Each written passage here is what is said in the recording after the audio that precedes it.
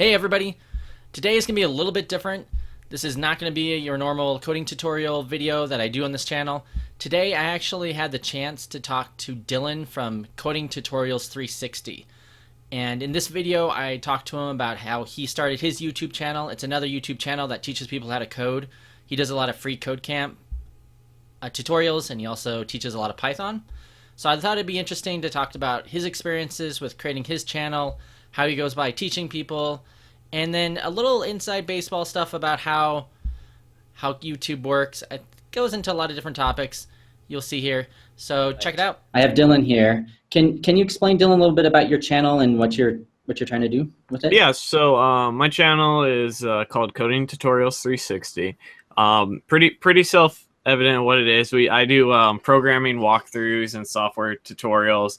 I started originally kind of walking through every course that there was at the time on Codecademy, and I've been spending a lot of time on free code camp and moving on to other things as well. So I basically am just doing a lot of front-end tutorials right now. And that's kind of my channel, just doing tutorials, walking people through. A lot of people struggle, it seems, with the basic. Once they get started on the basics, to get that jump to maybe the lower intermediate, they really struggle. And that's kind of where I think my channel kind of takes off. So why free code camp?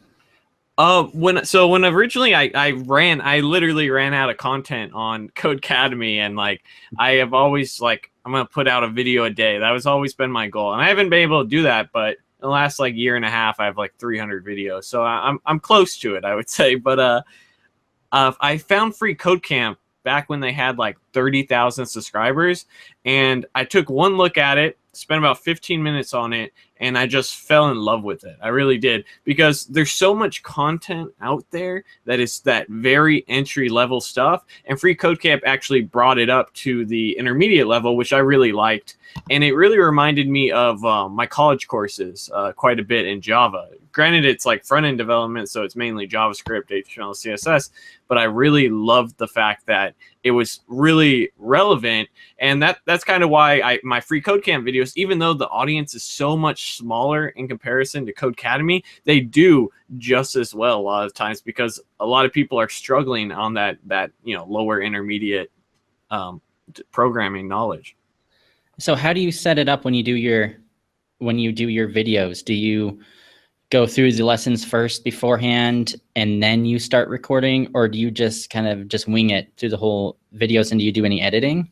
Yeah, it really depends. So if we're talking about my older videos, all my older Codecademy videos, which are anything that's a year older on Codecademy, just if I've even touched the language before or not touched it, I just go in and let's work through it together. The idea behind that was, look at someone who has some programming knowledge, struggle with something new, and don't make the same mistakes. And some people like that, some people don't. Now I will actually work through the stuff and go ahead and then just kind of do it once more. And it's beneficial to me to do that. A lot of times the stuff on free code camp, it's because it's intermediate and not basics, you really have to do it beforehand. And so, the easy algorithms maybe you can solve right there on the spot. But once you start going into more, complex stuff, I'll work through it, and then I'll go ahead and explain my reasoning in the videos now. And so there's very little editing on my end, just because a lot of times it's just one take and I'm good to go. The occasional, I'll get stuck on a bug in my own code that I've already completed, and I'll cut that out. But besides that, it's pretty easy when it comes to the editing aspect. That's interesting. Yeah, I mean, when I do my videos, I'm constant editing. If there's any sort of delay between when I'm installing some packages, or if I run a command and then a bug opens up, I'm 1 second, and then I pause my recorder and I go try to figure it out, and I start it over again. Oh, I figured it out. And then sometimes I'll even in post-production, and you're a video guy too. I know you do quite a bit of video stuff. Yeah. I'm learning. I use Adobe. What do you use? Premiere, I use Premiere and the Adobe Suite for all my stuff. So a lot of I touch with After Effects for my intro and the outro and stuff like that. But for the most part, it's just make the thumbnails on Photoshop, do the editing in Premiere, and the occasional update to the animations in After Effects. Wow. Yeah, I want to learn After Effects. I'm going to take a class on that soon. But there's a lot of great material out there in After Effects. Yeah, I'm always editing and trying to figure it out. I think that's kind of fun with this forum, this YouTube that we're on doing videos. Is I mean, we're teaching code, and you've done it a lot longer than me, and you've had the experience of how to do it. But then you kind of get a little bit of time if you want to add in some effects, edit some things out, and that can be fun. A little bit different skill set than programming, I think. Oh, definitely. I work at a software company, but I'm not a developer, and I purely got my job because of my YouTube channel for the most part, because they're looking for someone that had software knowledge that could still do video editing. That was basically the job. And so it's surprising how like those skills sometimes line up, and how people appreciate the fact that you're doing this one thing as a hobby and now you can do it professionally.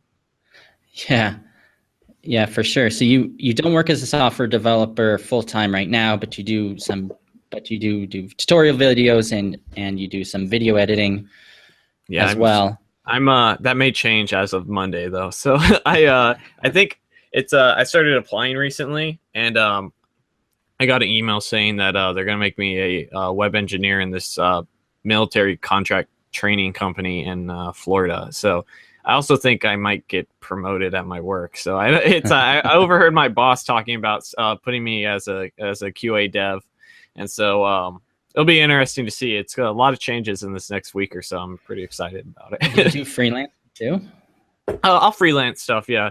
Not so much lately. A lot of the problems I've had with freelance is I've done it quite a bit in the past, is just maintaining clients, because I've had like billing issues where I'd be like, this is how long it took, and I'm not really charging that much. It'll usually be between 20 to 25 an hour. And when I try to actually charge the amount that I would want to charge, which is closer to 40, it's a lot harder to get clients. So just I don't know. For my philosophy on freelance is, if you work full time and you're freelancing, you really need to make it worth your while. Because it's like, between working a full job, coming home and studying and coding, and then editing the videos on top of it. If I'm gonna do some freelance work, I need to be getting paid. Like that's, I don't have any other time left. It's like I'm cutting in my sleep hours at that point. Yeah, it's definitely difficult. I know for me that I've done a little bit of freelancing in the past, but now I have a full-time job, and the idea of it's putting in the 8 hours of work, then coming home and then doing YouTube videos and doing blogging, and then spending a little bit more time doing freelance is pretty difficult, especially depending on the pay. Yeah, I actually, speaking of freelance, I kind of picked up some freelance work, not in the traditional sense of this company that sells courses on various web development and various other languages. They're having me write blogs for them. So I'm going to be blogging, and they're actually paying me pretty well, which was surprising. So it's like 15 cents a word, which is actually adds up relatively quickly. So so I'll be doing that. So that I actually enjoy, because I'm going to be able to cross promote myself. That was something I asked, like, hey, if I'm going to be blogging on your site, I'd be happy to cross promote you, as long as I can cross promote myself at times. So everyone in the blogs will be like, if you like this tutorial, go ahead and check out my site. It's very interesting how all these things kind of play in together at sometimes. Now, do you blog on your site too? On my Patreon account, I set up like a goal of, if I hit $75 a month, I'll do a blog every month. And I've had the experience. I used to be a staff writer or a blogger. Staff writer was my official title, like they got to put it fancy, at a data center in LA. And so I used to blog for them all the time. And part remote, I'd have to go in once a week, but it was actually a pretty cool gig. But I'll do a blog when I hit the $75 Patreon amount to see. And so I've only hit that once. But that's usually what I'll do, is I'll do one blog there and then go from there. I even will do like a video reading of it, so that people who don't want to go on my Patreon, at least I can put out content for everybody at the same time. So that's cool. So people who just want to watch your tutorials and videos can go to your YouTube channel and just watch everything there. Yeah. But if you want to donate a little bit and get more involved, then there's always Patreon, which is really cool. Do you, I mean, as a YouTuber, you know, kind of what I'm thinking about when I started my YouTube channel, I was like, I'd see like these people making millions of views and I'd be like, well, I got 20 on this last video. So, Yeah. but it's like, you got to start somewhere. Oh, And 100%. definitely you've built up. I've looked at some of your top videos. Do you use socialblade.com at all? No. So the only thing I kind of use for like the SEO and like to kind of get my videos and help me out is TubeBuddy. Okay. So if you're not familiar, I don't know, are you familiar with TubeBuddy at all? No, I'm just kind of new to a lot of this, so I'm just learning. So TubeBuddy is a great tool. So they have a free version and a paid version. Now, what's great about TubeBuddy is like they'll be able to show you what tags are used to find your video and what tags you should include, and they'll rank them based in like how important they are. So that's a very good thing to use when you're trying to like get because SEO is everything. Like it is absolutely everything. So I'll use TubeBuddy, and shout out to them too, because they're actually really cool people. I sent them I wanted to interview them because I try to interview companies that I'm like interested in or like that I like, and obviously involved in YouTube. TubeBuddy is pretty cool to me, and they out of the kindness of their heart gave me a free pro version for a year because they liked the fact of what I was creating. So that was pretty cool of them, and that's $50 a month when you have a relatively small channel. That's a nice thank you. It doesn't cost them anything, and now that I give them as much free publicity as I can. Yeah, I've never used TubeBuddy. I used a little bit of I have a couple of tools.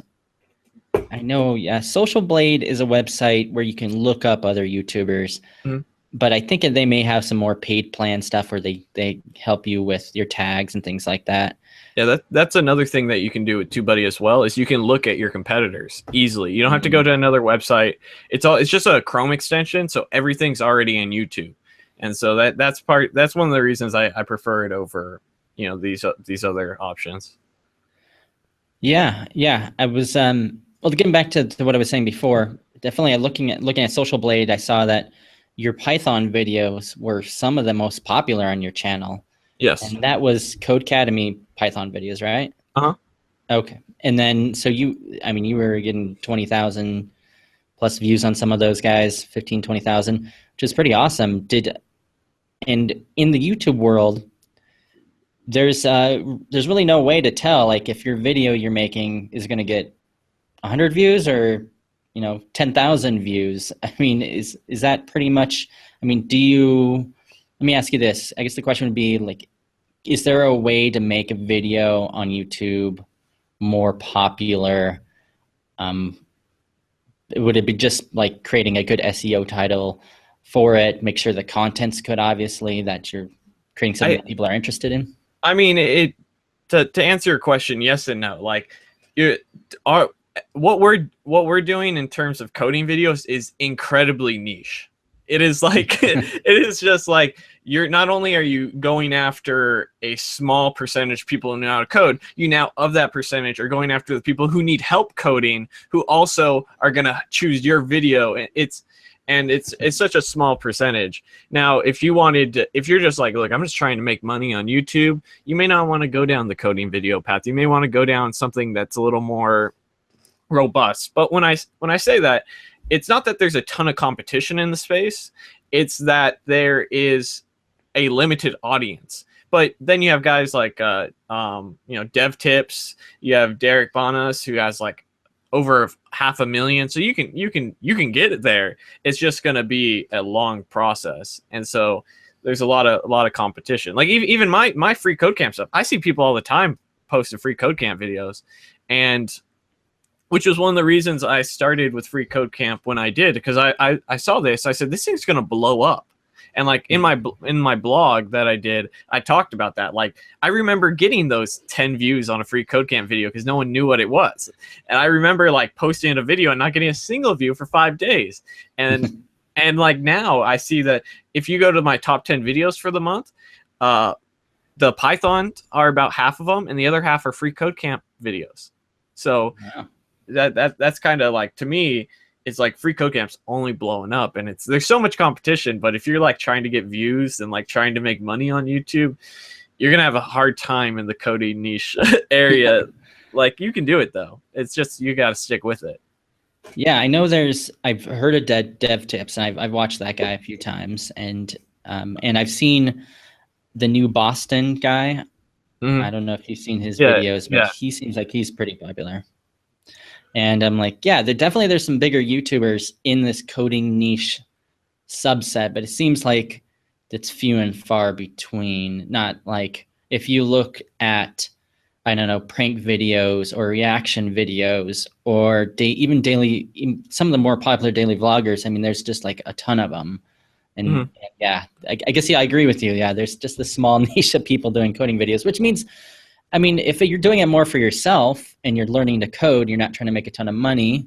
Yeah. I mean, that's a good way to do it. Or it does, I mean, even if you only get a few hundred views or 50 views of video, then there could be some people out there that are looking to hire you, and they can take a look at what you put out there, and it could become kind of a personal branding thing, I guess. Oh yeah, definitely. So like when I started doing this, I was already doing the Codecademy tutorials every day to start. And my friend Matt from, I don't know if you're familiar with this channel, Engineered Truth.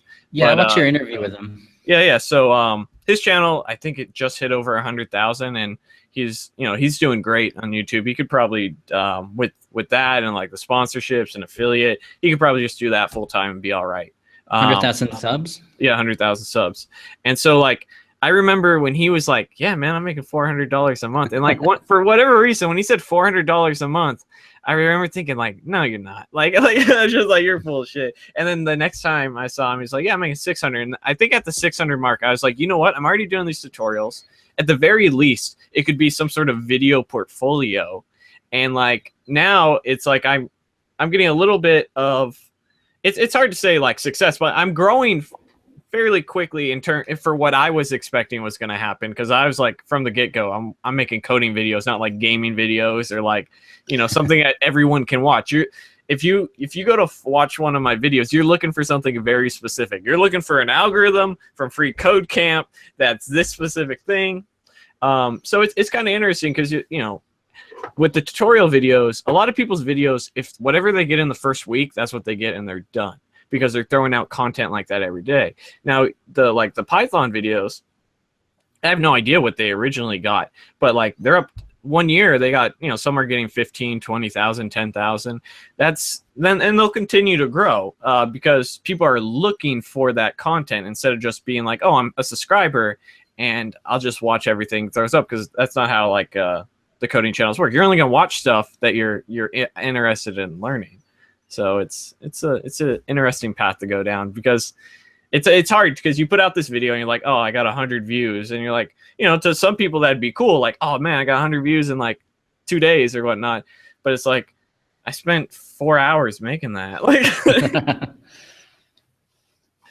yeah, I can imagine that. I mean, although granted, you've got the system down, so I'm sure you were able to nail those videos out in an hour or less, right? Yeah. Most of my videos go pretty quickly. It's the prep aspect. It's like did I get stuck when I was trying to solve this? But I mean, that's the whole thing. I'm learning every day. I'm trying to better my skill set so that I could, put myself in a position to get promoted or get a new job and, go from there. Yeah, that's interesting. I know some of the in this niche we're in, the programming niche, there's some people that have gone like pure programming tutorials, like you and me. I do more little bit different JavaScript frameworks like React and Ember.js and something called Aurelia. And I'm expanding too. I've done JavaScript basic videos and things like that. But I know that other people have been in that programming realm, but they've given like advice, like Eli, the coding guy, and John Sonmez from Simple Programmer. Mm-hmm. So it's like, if you're looking to do program videos, but you want to do something different, I mean, I think we've both done it. I think I've seen a few on your channel where you've given more like advice type for programmers. Yeah, I've done 1 or 2 videos like that.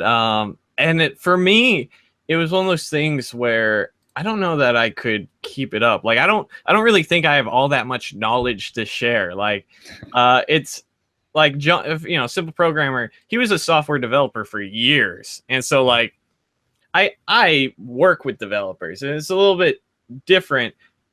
I don't know. It's one of those things where like I'm sure I could share. Like I actually recorded a video the other day about how to get a internship with zero experience, like basically like, and all I'm basically doing is telling a story how I got mine and giving some suggestions. So like I could do some stuff like that. And I probably will down the road, because as I, you know, as I keep working on these things, they're very time consuming. I may need to take a break, or, you know, something in my life may come up and I may start putting out content like that. But yeah, I don't know. That wasn't the direction I ever wanted my channel to go in, though, just because I feel like there's so many channels that are like that, and that I'm here to give the people who are trying to learn the opportunity to solve their issues, because there's nothing worse in programming than a roadblock that you just can't solve.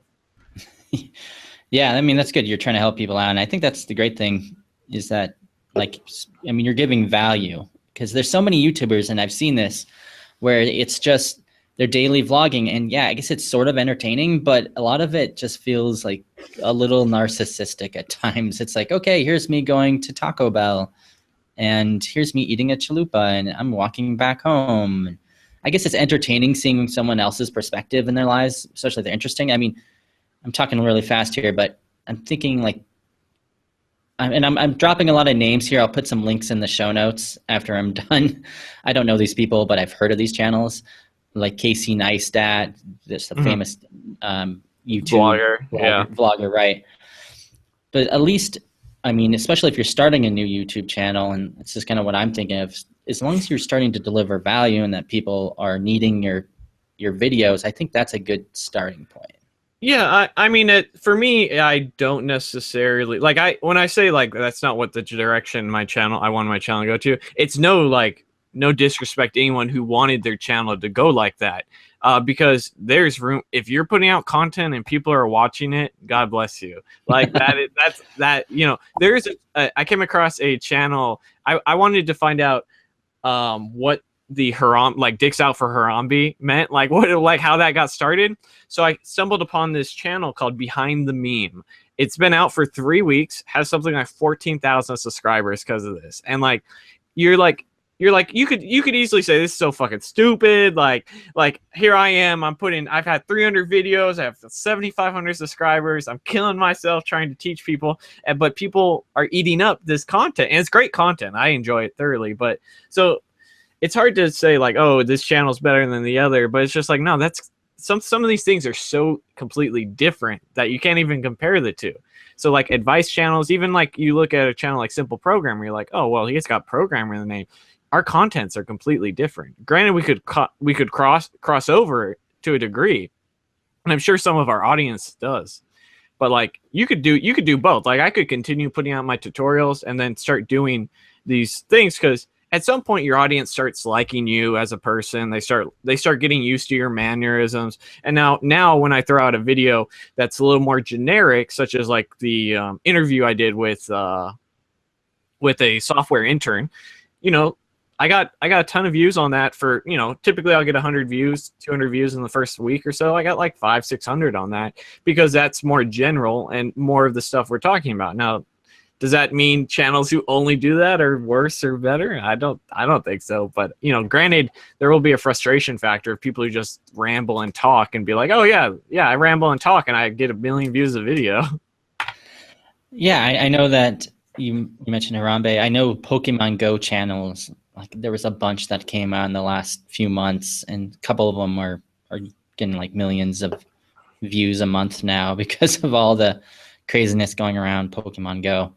I guess I'm being a little cynical. You're right. I mean, there's always going to be a channel for somebody. Maybe if you are a daily vlogger and you live in the Midwest and your days consist of getting up and going to the Quickie Mart and coming back home and then I don't know, feeding your kids and talking, you know, maybe you're more of a family vlogger. There's someone out there that's going to like that content, and good for them for getting out there, putting themselves out there. I mean, this isn't an easy thing to do. You mean, there is trolls and people going out there and tearing people down just because they put their face online.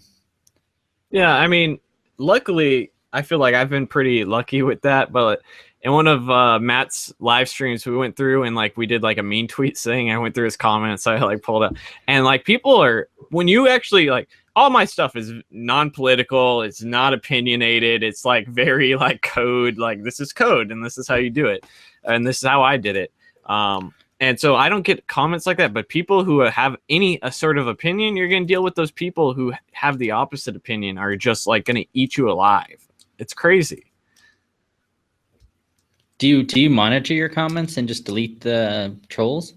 Honestly, I've had like maybe 2 or 3 like issues ever, and the rest are great, man. A lot of people are supportive, and like people who are saying negative things, they're right. Like some of my older videos aren't the best because I was still getting better, and I was just so focused on putting content. I have one video, some guy went off on me because I'm literally eating a plate of spaghetti while I'm doing this video, and like the guy's like, put down the fucking spaghetti, you know.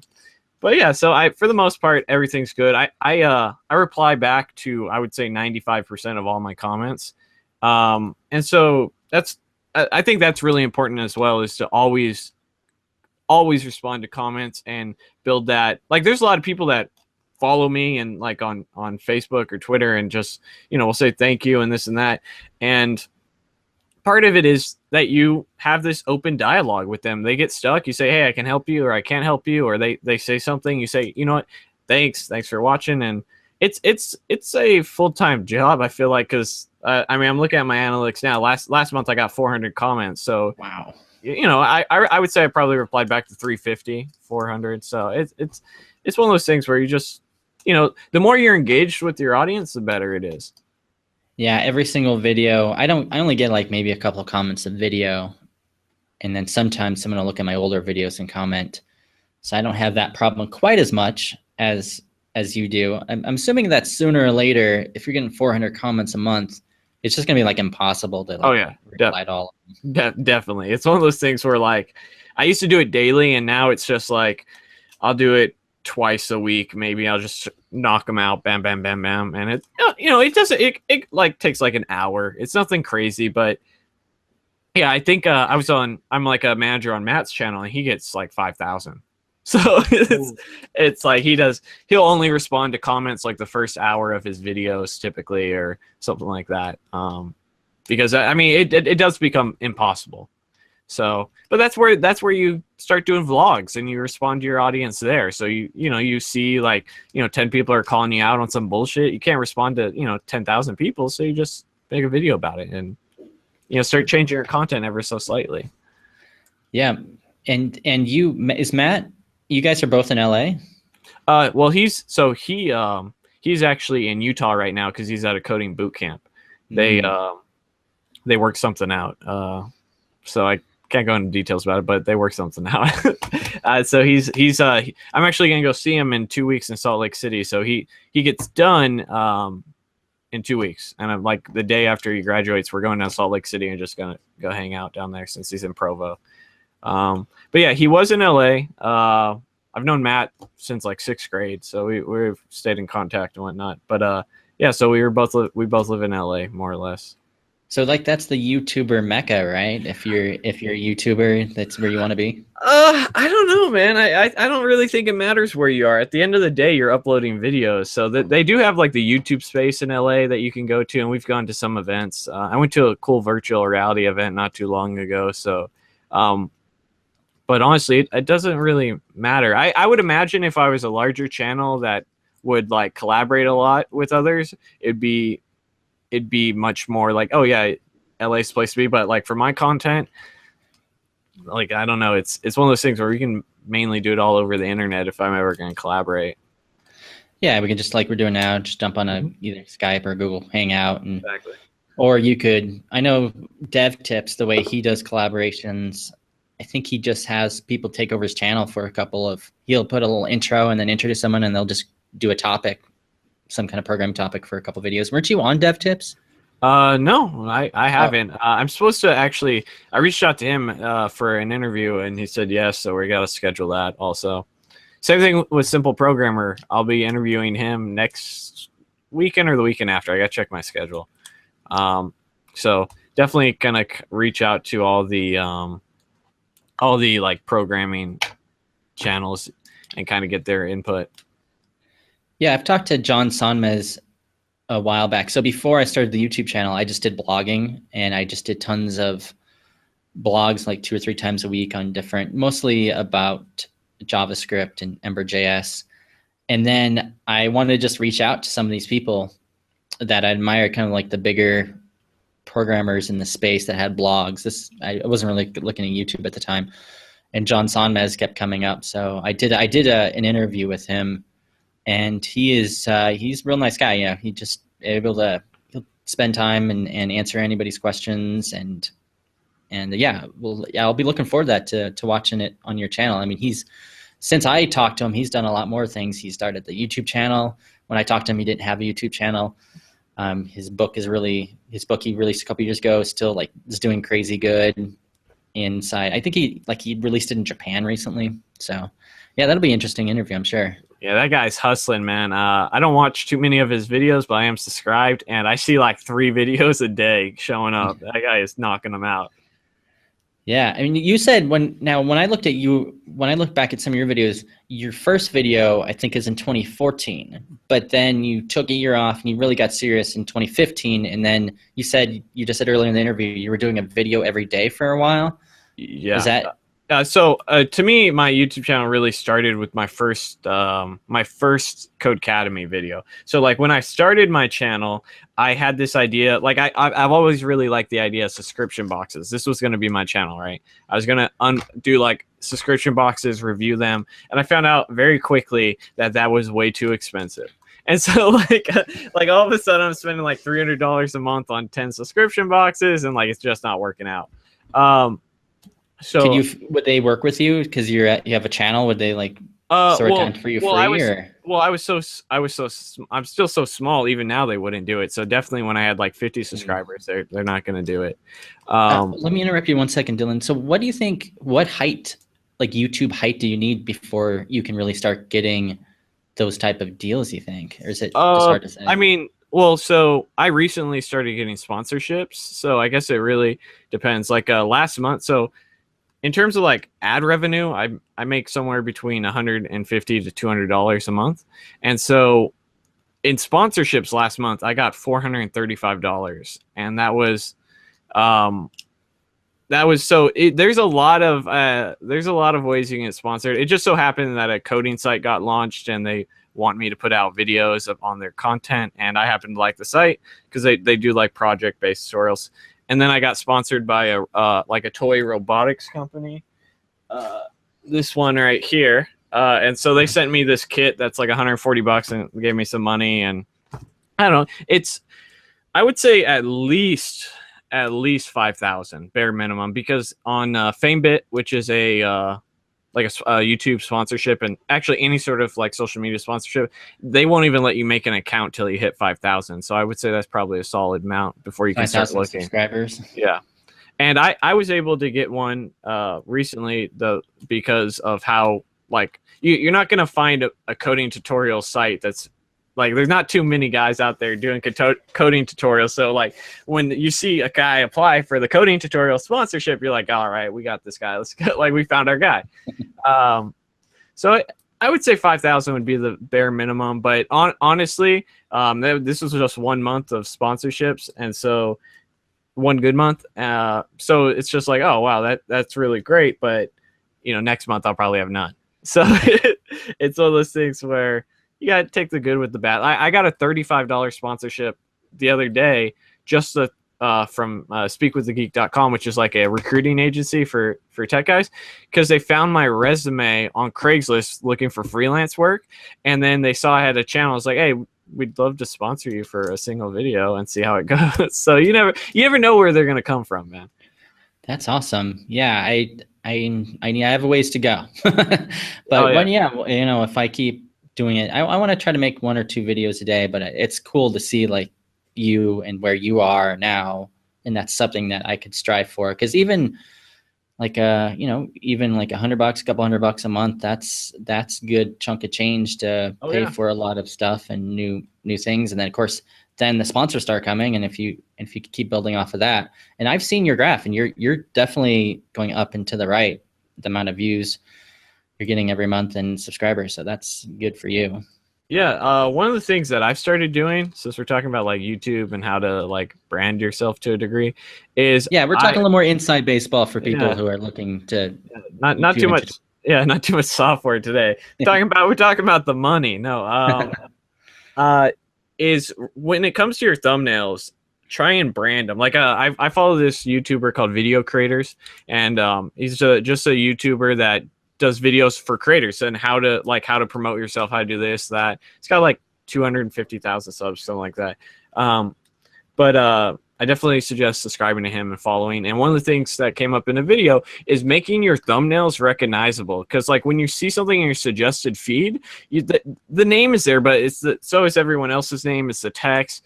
So like I literally have about 300 videos, and I've just updated about 150 of them with like thumbnails that are kind of tailored to support me. And so like people will eventually recognize the new thumbnails. They'll see my logo on it and whatnot. And so branding is very important, so that people say, oh, I saw this guy's tutorial one time. He was all right. Let me go check out this tutorial instead of this other one. And then, they start watching your stuff more often, and they subscribe. And yeah, interesting. I've never, like on my videos, when I first started, I just took a screen cap of me, and sometimes I just let it randomly choose the thumbnail. And of course it'd be when I'm making like some goofy face or right in the middle of a word. So it was always awful.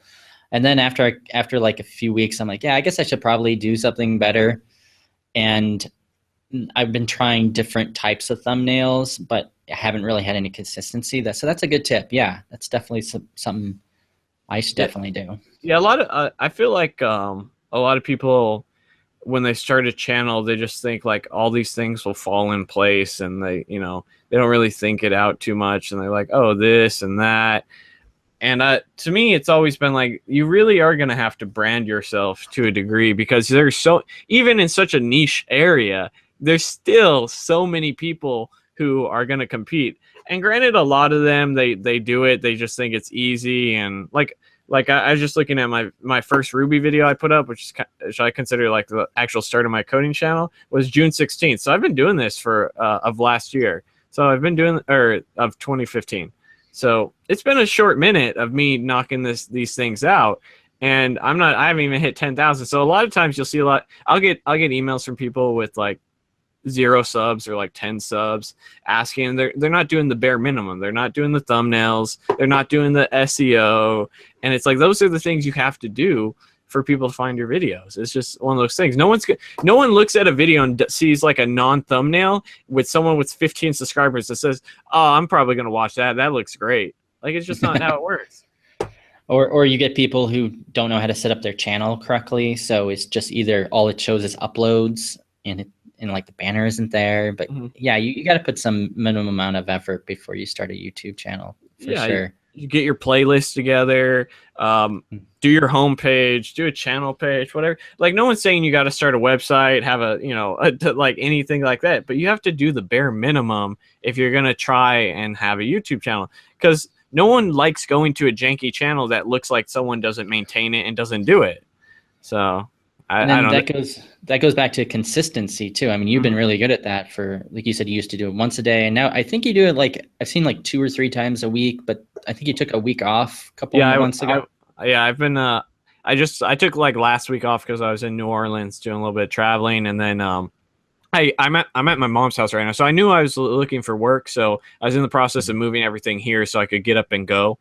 And so like that kind of, it's amazing how like moving stress will just mess up your whole like schedule and stuff like that. So but yeah, I'm back to posting about 2-3 times a week. I try to post more, but I'm in all honesty, I'm kind of running out of content on Free Code Camp. Like there's projects I have to do, but then those are very time consuming, so I have to knock those out. And then I don't know anything about backend, so that's like the next challenge, is I have to learn backend, and then I have to do the projects, and then I have to video record it. So that's going to be coming up pretty soon. But once I have that, it should be a little bit more content coming out on the regular. Yeah, awesome. So you will be continuing that same click after you get into the next part that you're learning right now. Yeah, hope so. Oh, so I started doing React. So I did one of the React projects. So I'll be posting some stuff on there as well. Yeah, well, I think that's been pretty hot space for a little while now. A lot of people looking for React stuff. I have a question. We touched on coding camps for a little bit. What's your overall opinion on coding camps? So one of my goals with my channel is if I hit a certain subscriber amount, I'm going to ask for a sponsorship and make videos in return to that, and just kind of promote them. And so I'm all for coding boot camps. I'm actually on the 30th going down to a general assembly. I reached out to them, and I'm going to be interviewing a instructor, getting a walkthrough, and I'm going to be interviewing 2 students. And the one that's about to enter and one that's graduated or about to graduate. And so I'm very for boot camps, and I feel like there's quite a market for it. And part of it is their success rate. That it really is one of those things where if you know the material and you can showcase it, you're going to get a job. That's really it. And that's why having such a strong portfolio is important. Like my personal website for the channel, I built it in Angular. First thing I ever built in Angular. The job that I'm waiting for, they're doing my background check. I'm waiting for my offer letter. It's been 4 days. It's killing me.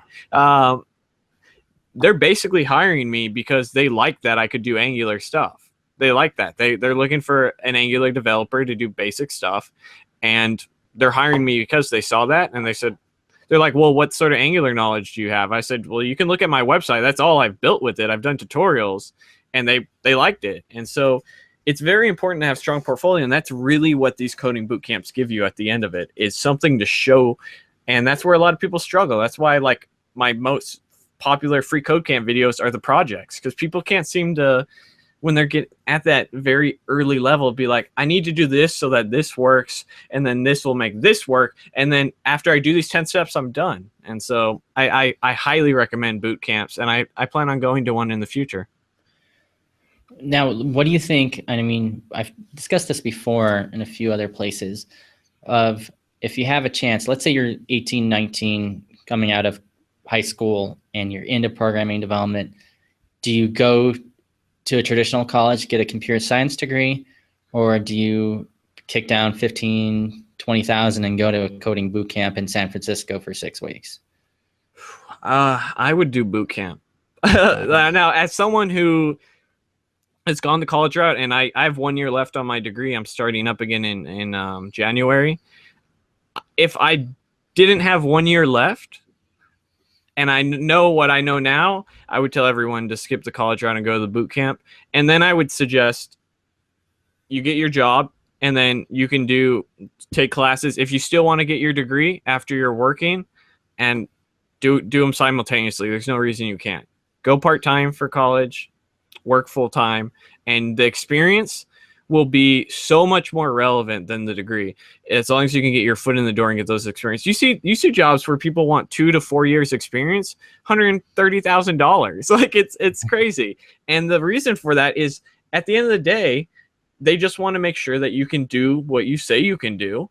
And that's why you get all these algorithm challenges and things like that. And because they're sick of people applying that even if they have the degree, they still can't solve the things. There's plenty of dudes that come in that interview and they'll do like whiteboard on the wall.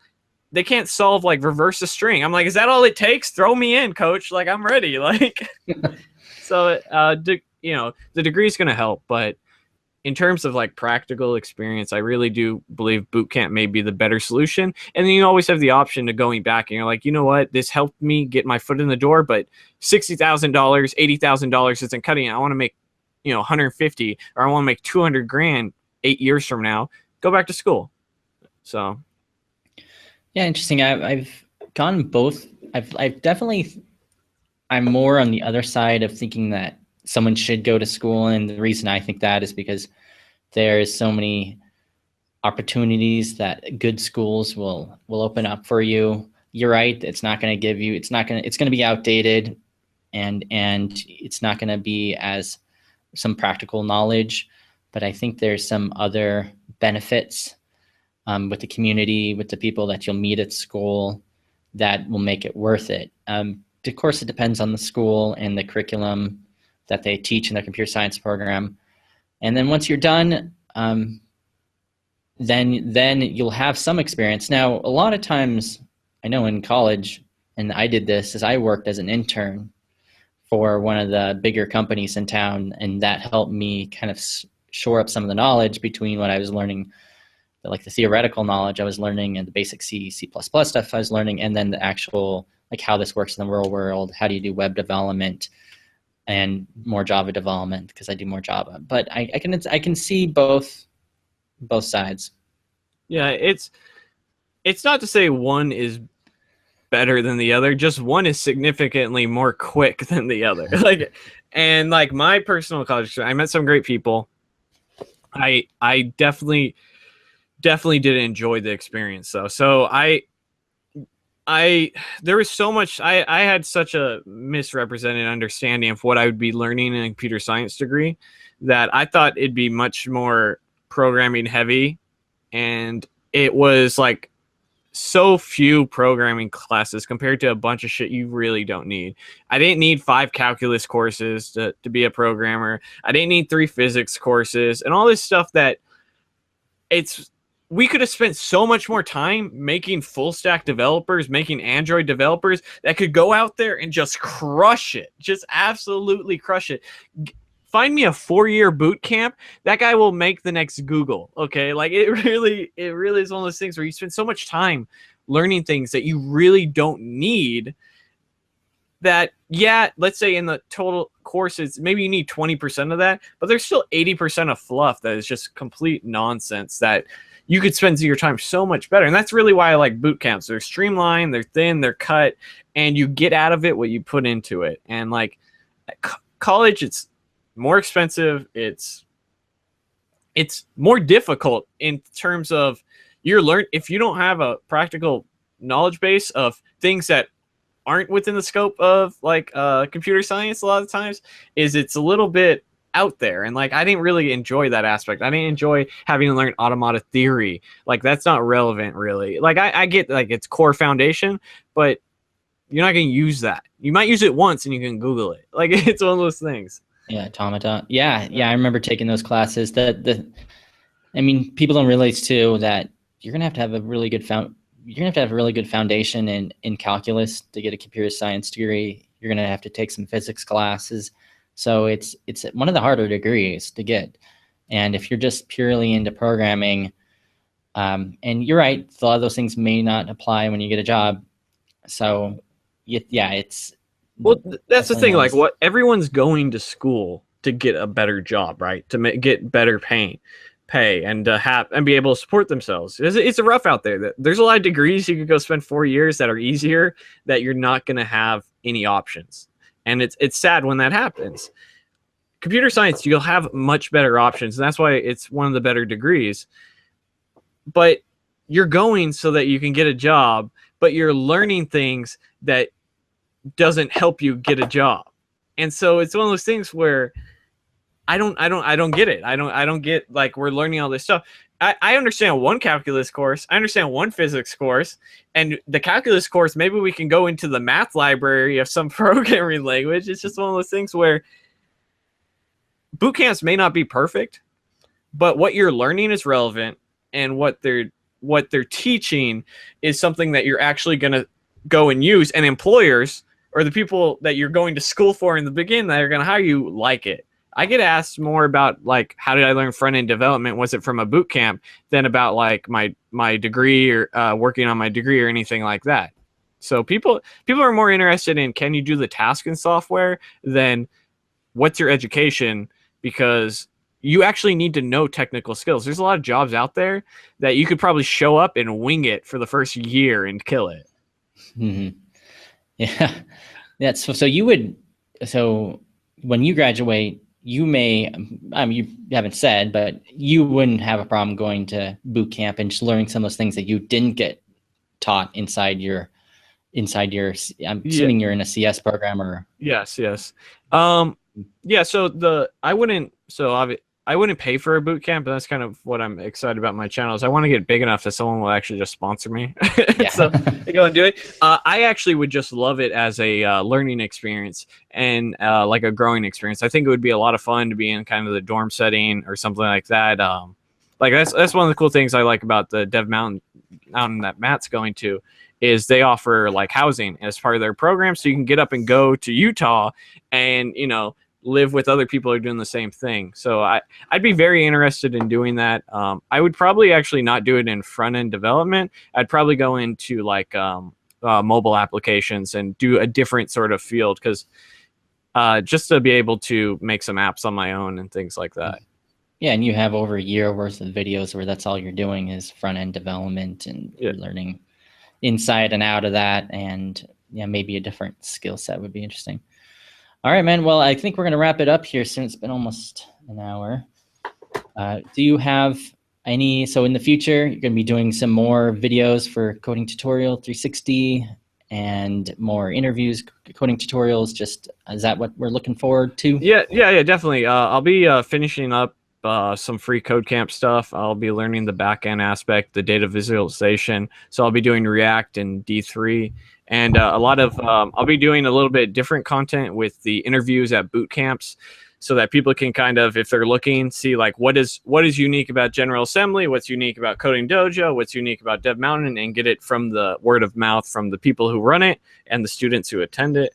So definitely everything software related at the end of the day, and maybe some vlogs kind of going over how I got an internship and things like that. But hopefully some stuff people will watch at the end of the day.